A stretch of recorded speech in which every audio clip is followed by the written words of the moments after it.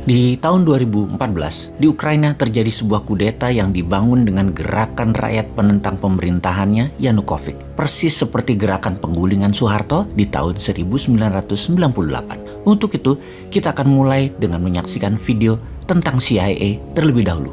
Bagaimana CIA menggulingkan sebuah pemerintahan. Baru cerita tentang bagaimana operasi intelijen CIA di dalam kudeta pemerintahan Yanukovych di tahun 2014 di Ukraina. Video kali ini disponsori oleh Dinaran, sebuah platform jual beli emas yang bisa menjadikan emas sebagai alat tukar, berinvestasi sekaligus memiliki ATM rupiah atas emas yang diletakkan di kastodian Dinaran. Rupiah Anda bisa diambil di seluruh ATM di Indonesia dan bisa melakukan transfer antar bank ke semua rekening bank. Untuk bergabung, klik aplikasi Dinaran di Google Apps dan Apple Store. Kita saksikan videonya. Bukan menjadi rahasia lagi kalau CIA, lembaga intelijen Amerika, sering menggulingkan sebuah pemerintahan yang sah. Ada 5 hal yang mereka lakukan dan sampai sekarang mereka masih tetap melakukannya. Yang pertama yang dilakukan adalah, dan yang ini adalah paling sering, yaitu membiayai oposisi. Cara ini adalah cara yang paling aman dan metode paling murah dari CIA. Bisa hanya memodali memberi uang kelompok oposisi atau memodali mereka yang akan melakukan kudeta. Iran di tahun 53, Vietnam di tahun 63, Brazil, Guatemala, salah satu operasi intelijen dengan model ini yang dilakukan oleh Amerika. Cara nomor 2 yang paling sering dilakukan adalah dengan assassination atau pembunuhan. Membunuh pemimpin lalu menggantikan dengan pemimpin yang pro-Amerika. Misalnya Patrice Lumumba di Kongo, dan banyak lagi pemimpin-pemimpin berbagai negara yang tidak jelas kematiannya tapi didesain oleh Amerika agar digantikan dengan pemimpin yang pro-Amerika. Lalu, cara ketiga yang paling sering dilakukan oleh CIA adalah melumpuhkan ekonomi, atau dalam bahasa akademia adalah economic assassination. Perang tarif dengan Cina, embargo perdagangan, dengan cepat akan merubuhkan sebuah negara seperti Kuba sampai sekarang di embargo. Kemudian Chile di tahun 70-an ketika Allende yang melakukan nasionalisasi atas aset-aset Amerika membuat Presiden Nixon memerintahkan CIA dengan kalimat "Make Chileans Scream" atau membuat bangsa Chile menjerit. Yang terakhir, Pinochet mengkudeta Allende. 2 hal itu dilakukan di sana. Tekanan secara ekonomi lalu mendukung kudeta oposisi. Lalu saat ini misalnya serangan mata uang lira di Turki yang menjatuhkan 40% nilai Turki dalam setahun terakhir dan membuat banyak investasi keluar dari Turki. Kemudian juga Venezuela diserang dengan economic hitman sehingga inflasinya lebih dari 1000%. Indonesia di tahun 1997 adalah bagian dari economic assassination untuk merubuhkan rezim Soeharto. Kemudian saat ini yang paling sering dipakai adalah nomor 4, yaitu pengambil alihan kendali atas media. CIA akan membeli koran, membeli TV, membeli radio untuk merubah opini publik dan melakukan kampanye anti penguasa yang anti Amerika. Di Italia, CIA pernah membeli koran Rome Daily American agar Italia tidak jatuh ke tangan komunis. Namun sekarang petinggi CIA pernah berkata lebih gampang membeli wartawan dan redakturnya daripada membeli koran atau media. Karena itu, banyak sekali sekarang foreign jurnalis yang dibayar oleh CIA, dan di media warfare ini kuncinya adalah kendali informasi, di mana sekarang meluas ke internet dan medsos dengan analitik strateginya. Terakhir adalah membangun kepanikan atau menciptakan chaos, menciptakan ketegangan sosial. Seringnya ada demo atau street protest, itu adalah bagian menciptakan kekacauan atau chaos. Turun ke jalan berdemo adalah CIA style sekali. Coba lihat, coba ingat-ingat di Indonesia yang sedikit-sedikit turun ke jalan, belakangnya pasti siapa? Kita bahas detailnya di chapter yang lain. Dan pastikan mereka yang turun ke jalan itu tidak tahu apa motif asli demo tadi. Itu adalah kunci sukses demo. Misalnya tokoh Iran Muhammad Mossadegh yang menasionalisasi aset minyak Inggris di tahun 53, digalanglah demo besar-besaran sampai terguling. Dan kemudian boneka Amerika, Shah Iran, dijadikan monarki lagi. Juga demo panjang Hong Kong saat ini. Demo besar misalnya kemarin di Malaysia untuk menggulingkan Najib yang pro Cina beberapa tahun yang lalu. Ini semua adalah sedikit informasi tentang organisasi rahasia dan bagaimana operasinya. Dan masih banyak lagi yang sebenarnya kita tidak tahu. Jadi ke depan ada baiknya Indonesia hati-hati. Kita harus punya strategi berlapis dan bermain cantik. Baru nanti kita salib mereka semua di tikungan. Barulah Indonesia bisa jadi negara besar. Di tahun 2014, di Ukraina terjadi sebuah kudeta yang dibangun dengan gerakan rakyat penentang pemerintahan Yanukovych, persis seperti gerakan rakyat menggulingkan Soeharto di tahun 1998 dengan memainkan parlemen, MPR, dan DPR. Di mana parlemen Ukraina yang dikuasai oposisi melakukan keputusan yaitu memberhentikan Presiden Yanukovych yang pro-Moskow pada hari Sabtu 22 Februari 2014. Parlemen juga memutuskan untuk menggelar pemilihan umum yang dipercepat pada tanggal 25 Mei.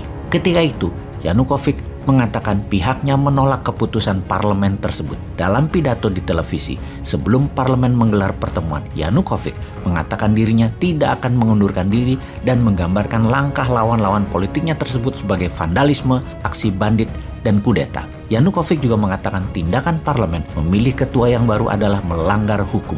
Demikian juga dengan keputusan parlemen untuk membebaskan pemimpin oposisi dari penjara, Yulia Tymoshenko, yang juga melanggar hukum. Tymoshenko adalah pemimpin gerakan rakyat di lapangan kemerdekaan di ibu kota Kiev di November 2013 yang menjadi pusat aksi menentang pemerintahan pimpinan Yanukovych. Aksi protes diwarnai bentrok dengan aparat keamanan tersebut menewaskan banyak orang. Setidaknya 77 orang tewas. Ukraina dililit krisis politik sejak Yanukovych menolak perjanjian dagang dengan Uni Eropa dan memilih hubungannya lebih erat dengan pemerintahan Moskow. Disinilah informasi kuncinya. Ukraina di bawah Yanukovych memilih ke Moskow yang didesain jatuhnya oleh Amerika dan NATO. Setidaknya itulah yang dikatakan Putin. Di mana NATO pada ujung-ujungnya setelah mengambil Ukraina adalah menjatuhkan Putin dan Rusia. Strategi membuat kekacauan, menggiring berita di media, menggerakkan massa anti Yanukovych, kemudian membuat kudeta di parlemen dengan mengganti mereka yang pro-barat memang permainan yang dunia semua tahu. Oleh CIA itu biasa dilakukan. Selepas Yanukovych dipecat, Ukraina masih tegang. Bahkan wilayah Crimea disebut-sebut ingin melepaskan diri. Gejolak politik pun terjadi. Di kawasan tersebut menjadi peluang bagi Putin untuk mengambil Crimea tersebut daripada diambil NATO. Rusia mengirim tentara dengan dalih melindungi warganya di Crimea. Sejak Sabtu 1 Maret 2014, Putin memerintahkan para tentara masuk Crimea, wilayah selatan Ukraina sebagai buffer area jika suatu hari Ukraina jadi dicaplok NATO, termasuk membangun kekuatan milisi di timur Ukraina di wilayah Donbas. Inilah awal kegoncangan panjang selama 8 tahun di Ukraina sejak tahun 2014. Pemilu 2014 di Ukraina dimenangkan Petro Poroshenko yang memiliki sejarah sebagai Menteri Luar Negeri sejak 2009 hingga 2010, Menteri Pembangunan Ekonomi dan Perdagangan hingga 2012, sejak 2007 hingga 2012 dia menjadi Ketua Dewan Bank Nasional Ukraina. Poroshenko masih dianggap belum menjalankan maunya NATO sehingga pemilihan presiden di tahun 2019 sejarah baru terjadi. Seorang pelawak komedian dalam serial Pelayan Rakyat yang dibintanginya ternyata tak hanya menghasilkan dirinya menjadi seorang bintang, tapi akhirnya menjadi benar-benar pelayan rakyat. Pada tahun 2018, dia mendirikan partai yang juga diberi nama judul serial yang ia mainkan, Pelayan Rakyat atau Servant of the People. Pada pemilu 2019, Zelensky berhasil menang dengan kemenangan telak lebih dari 73% suara. Meski tidak memiliki bekal politik, ada satu pernyataan Zelensky, yaitu kamu tidak perlu pengalaman untuk menjadi seorang presiden, kamu hanya perlu menjadi manusia yang baik. Zelensky dalam banyak isu politik telah menandatangani kontrak politik bersama NATO sebelum mendirikan Partai Pelayan Rakyat tersebut. Terpilihnya dia nanti akan membawa Ukraina menjadi NATO. Setelah itu semua instrumen bergerak sesuai maunya NATO dan maunya CIA tentunya, yaitu memenangkan Zelensky. Kita lanjut dengan rangkuman informasi strategi operasi intelijen penggulingan pemerintahan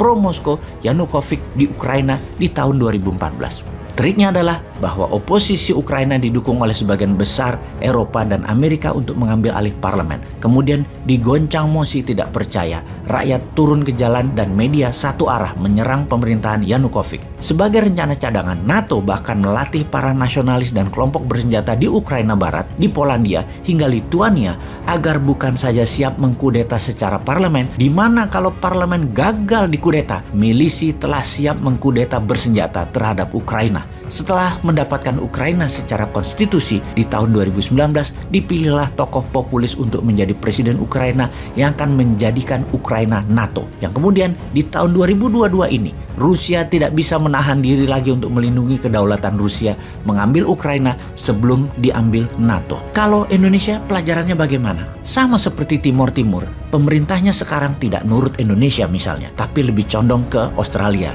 Dan tahu-tahu Timur Timur ikut kuat dalam Fakta Pertahanan Australia, India, Jepang, dan Amerika, atau mau ikut AUKUS Australia, Inggris, Amerika, atau gabung FPDA Five Power Defense Agreement, 5 negara Commonwealth, Malaysia, Singapura, Inggris, Australia, dan New Zealand. Yang pasti Timur diinvasi sama Indonesia kalau Indonesianya nyalinya memang negara superpower. Ngomong-ngomong, apakah yang menjabat sekarang begitu pikirannya apa tidak? Apakah mikirin buffer country seperti wilayah Sarawak, Malaysia, Singapura, Papua Nugini, Timur?